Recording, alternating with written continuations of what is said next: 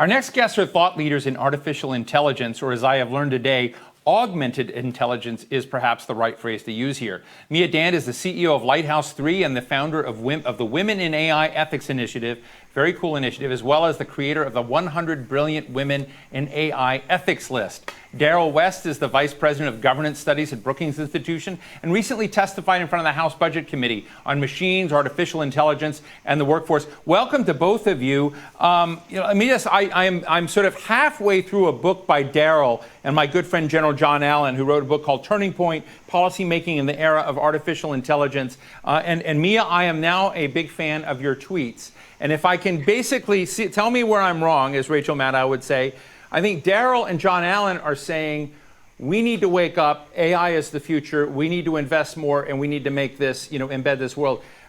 Mia, you're saying we better watch out because we need to be careful about how we do it, because we could create compounding problems of unethical behavior, leaving communities behind. So Mia, let me go to you first and ask, do I have it largely right? Yes, you do. First of all, thanks for having me. It's good to be here. But you summed it up pretty well. I believe in responsible innovation. I believe in the promise of technology, artificial intelligence being one of them. But we have to do it in a way which doesn't leave people behind, especially folks who are being impacted by these technologies. Right now, the technologies are being developed without taking into account who is being impacted, how are these marginalized groups being impacted. So I do caution against reckless innovation. My goal is to raise awareness about there are technologies being developed and they're not being done with the voices of the folks from such as women, marginalized groups. So AI right now is ubiquitous. AI is in your phones, it's making decisions on, it's suggesting movies, it's suggesting like what videos you should be watching. There's also promising uses in business. I won't take away from that. It is helping us automate tasks, being more efficient, is used during the pandemic. We're seeing uses of drones for contactless deliveries, automated sanitation, and so on. But at the same time, I find that a lot of innovation is happening without considering the unethical or the dark side of it. And virtual video conferencing, for example, is a great example. Right now, we've all become used to it. This is how we are connecting right now. But 6 years back, I worked in the technology world. I opted out because as a single working mother, these technologies were just not available to me. Same thing you hear from disabled communities. These technologies, which we are hearing about now, were not made available to them. But overnight now, companies are adopting them. We've found companies being forced into this digital transformation. So that's the good. So what's the downside, right? This is all good news. What we found is this shift to remote working is bringing up a crop of dystopian features. These technologies were designed with worker management in mind, not the workers. So what we are finding is companies are using it to track their employees. They're surveilling the employees, which is very disturbing. They're tracking their keystroke movements, their attention. Are you paying attention? Are you at your desk? So if you're not careful, it's taking down this path, which is very scary. And also the shift to remote working, we have to remember AI has racist and sexist bias.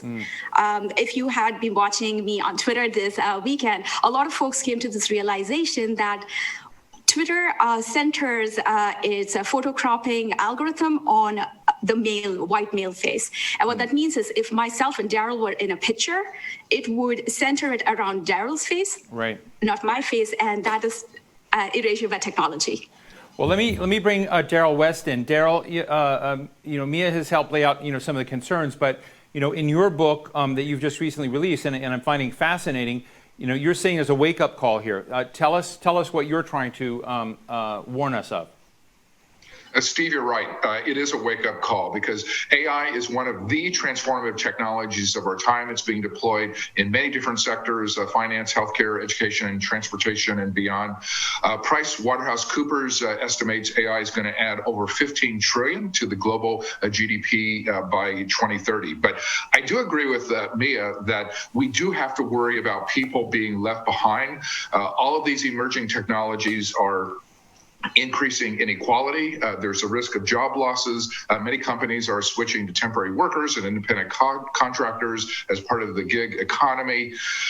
Entry-level people are at risk. The ride-sharing services are going to be bringing autonomous vehicles online, so that's going to affect those drivers as well as people in the taxi business.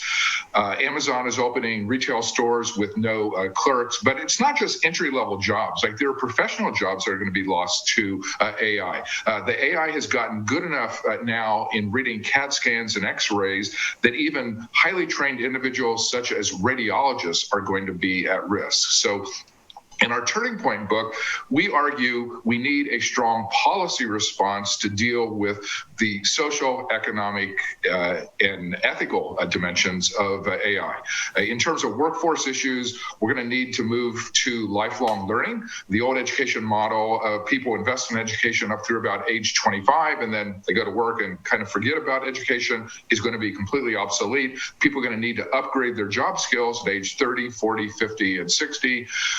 We need portable benefits. There's probably going to be greater job churn as people move from job to job and company to company.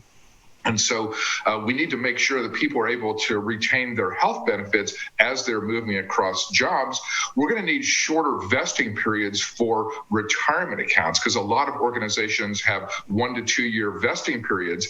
And if there's an increase in job churn resulting from AI, it's going to reduce people's income when they reach retirement age.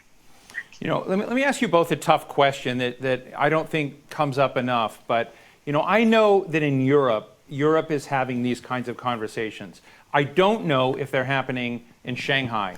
I don't know if they're happening to the same degree in Tokyo or Seoul or India, you know, around the world where there are other, you know, innovators in the AI space investing huge in this area. And so, Mia, I would ask you, you know, the interesting question is, I actually agree with everything you said, but I don't think Beijing and Shanghai are as worried about the issues are. If you are a large transnational company and you're looking at this, are we creating something that knocks us out of competition if we become, you know, too wound about the ethical issues? Or do the ethical issues you're raising become a point of differentiation that helps elevate our industry? I mean, I think it's a riddle, but I would love to hear your thoughts on that. Sure. That's a great point. It's always going to be a balance, and we hear those concerns. And I spent over a decade in the technology world. It's always been move fast, break things, right? But when you're breaking things, the folks you're impacting are your own people. The human beings are being impacted. So we take a global approach. We look at what's happening in Europe versus China and other India and other nations as well. And what we find is the concerns are different, but they all are also paying close attention to what are the downsides. For China, for example, their concerns may not be the same as ours, but we're seeing a lot more movement towards privacy issues. And that's actually driven more by their citizens and folks who are being impacted by those policies. Are we going to make that leap right now, like right away? I don't think so. Every country is at a different stage in their awareness and adoption or even acceptance of these issues that they're facing. So, but slowly we are seeing movement in that direction. And I have to give credit to a lot of Black women scholars in the AI ethics space who actually are raising awareness that the technologies we are developing right here in the United States are missing out a large population of marginalized groups. We are building technologies which are not working for the Black communities, which are erasing Black communities from a lot of these, from their databases. They are not recognizing women. So we are seeing a lot of bias in our own data set. So I would say that we need to take a more pragmatic approach, but progress at any cost or innovation at any cost it's just going to lead us down this downward spiral. And that's not what we want as a society. I appreciate that. Darrell, your thoughts?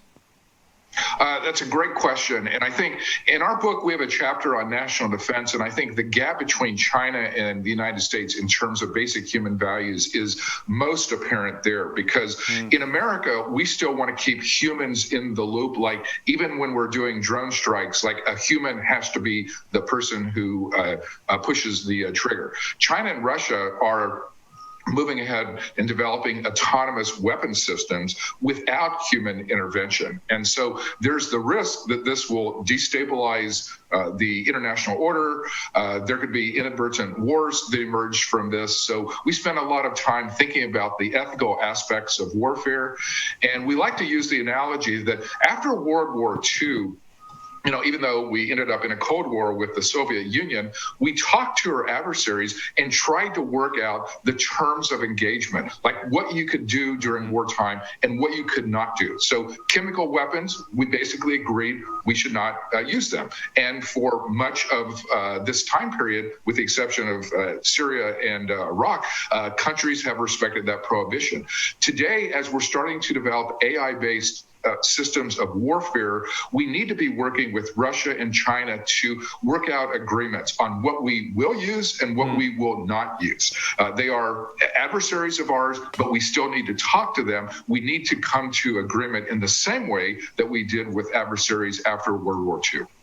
Can I just ask you both really quickly, as we're out of time, but it's such a, I hope you'll come back. I have a feeling we're going to be having this AI discussion and many other topics and fields, and it's one of the things, I believe in show and tell, and Darrell, when you're sort of talking about warfare and the kind of protocols of that, I interviewed recently Paul DeBar, who's the Undersecretary of Energy for Science out of the Department of Energy, and there are big ways in which AI is coming online, which is very different than an automated attendant on a phone, which is another form of AI that people are experiencing in a kind of more retail way, if you will. So it means a lot, and I wonder if we need to disaggregate it at some point and have a way to sort of show best and promising applications of ASI, worrisome applications of AI.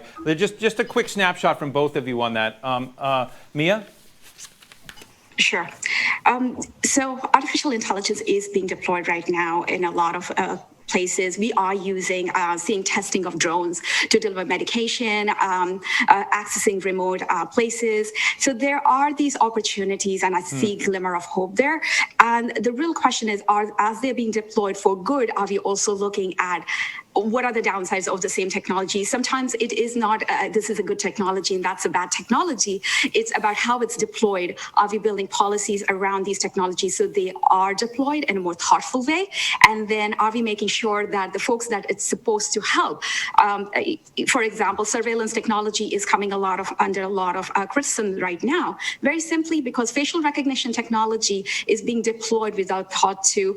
It's not recognizing or differentiating between different skin colors. So again, it's not as much as this is a good technology or bad. We really need to be thoughtful about, is it being developed with the marginalized voices? Is it also being deployed in a thoughtful manner? And do we have the right governance policies so that it's not out of control? Thank you. Darrell, I'm going to give you the last word. So in this COVID world, AI is helping scientists develop new drug therapies and vaccines, because one of the things we need to do is to review the scientific literature, identify new chemical compounds that are promising to treat this particular illness. AI actually is really good at reading the literature and trying to find novel combinations. So that's one good use. A second one is in the area of online learning, and AI is helping to personalize learning, because we know many students have different learning styles. Some learn more quickly, some take a little bit more time. AI can help tailor the learning to the needs of those individual students. So those are good applications. The worst applications are basically mass surveillance and the use of predictive analytics in the criminal justice areas. I think we have to be really careful, especially how we're using it in law enforcement. Well, this has been a terrific discussion. I'll tell all of you who are deeply interested in this subject, go get Darrell West's 2 books on this topic. One, he's co-author of Turning Point, Policymaking in the Era of Artificial Intelligence. He's also author of The Future of Work, very spot on today, Robots, AI, and Automation. Go get them. I got to go get the second one because I'm midway through the first. And of course, Mia Dan, CEO of Lighthouse 3, founder of Women in AI Ethics Initiative, and creator of the 100 Brilliant Women in AI Ethics. Thank you both for spending time and making us all smarter on this today. I really appreciate it. Thank you.